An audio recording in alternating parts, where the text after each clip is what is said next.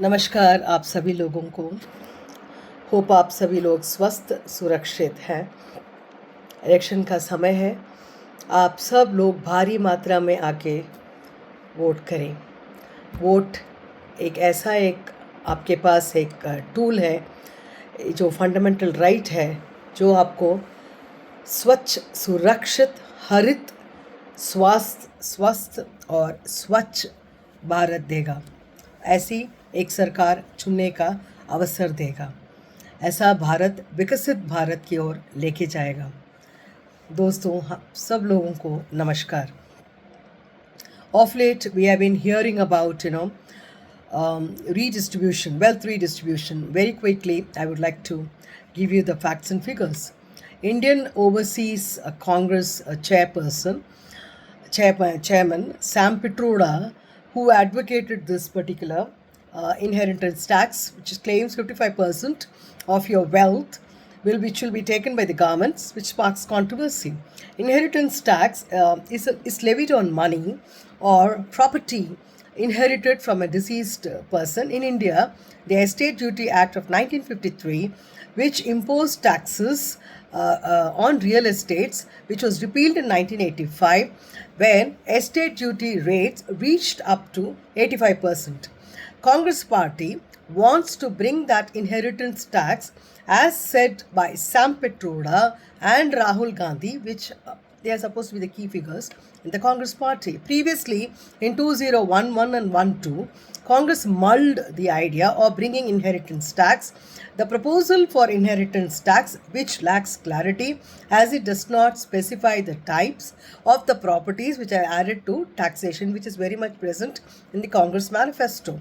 Furthermore, Congress also as a party has a history of penalizing hardworking individuals in India, such as imposing high tax rates during Indira Gandhi regime and compulsory acquisition of urban land by common people beyond the ceiling. Note, beyond the ceiling.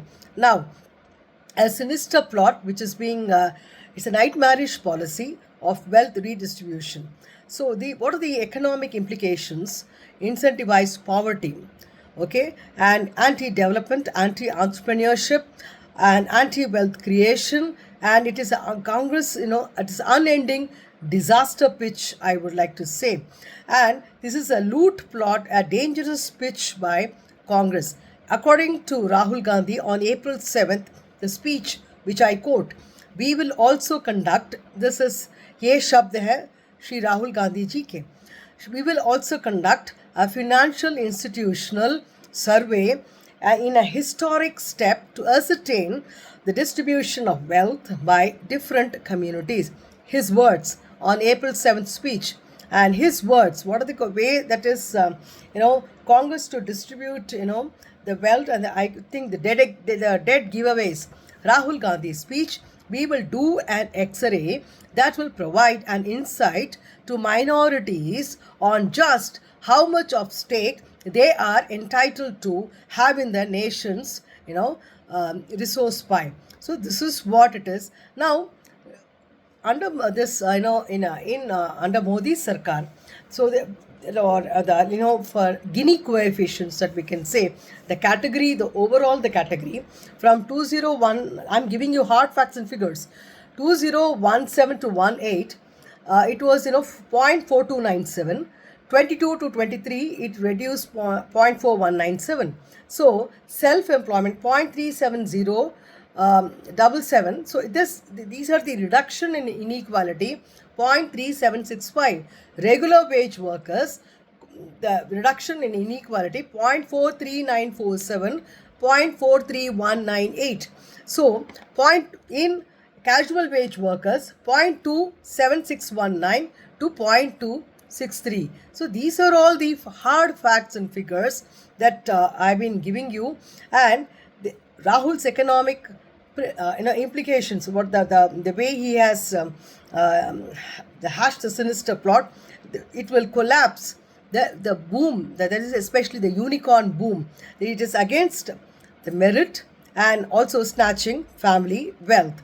Rahul's economic principle and its implications, which will blunt India's competitive edge. Rahul's economic principles, which will crush, as I said, meritocracy. Rahul's economic principles and its implications, it will definitely destroy entrepreneurial spirit and capabilities and potentialities and the talents which are inherent. Definitely, it is going to incentivize poverty. They are going to take us to Stone Age and very much against the entrepreneurship spirit. People, folks, let us decide.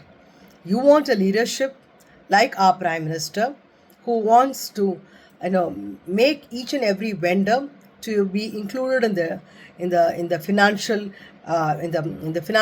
financial inclusion, digital inclusion, or you want a leadership who is creating an ecosystem to go back to Stone Age.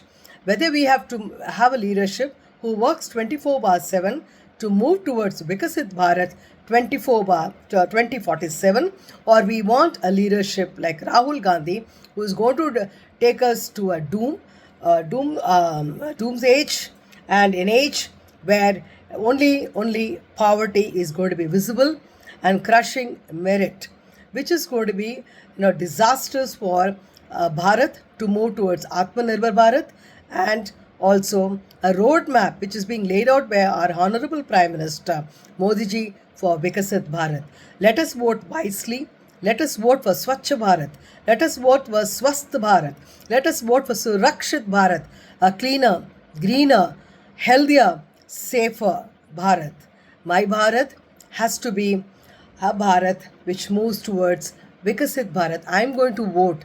I am going to exercise my right for my children, for my grandchildren to live, peacefully and with lot of smiles in a greener, cleaner, healthier environment where all the sustainable development goals are going to be carried out and implemented by the present leadership under his tenure Modi 3.0. Let us all, you decide.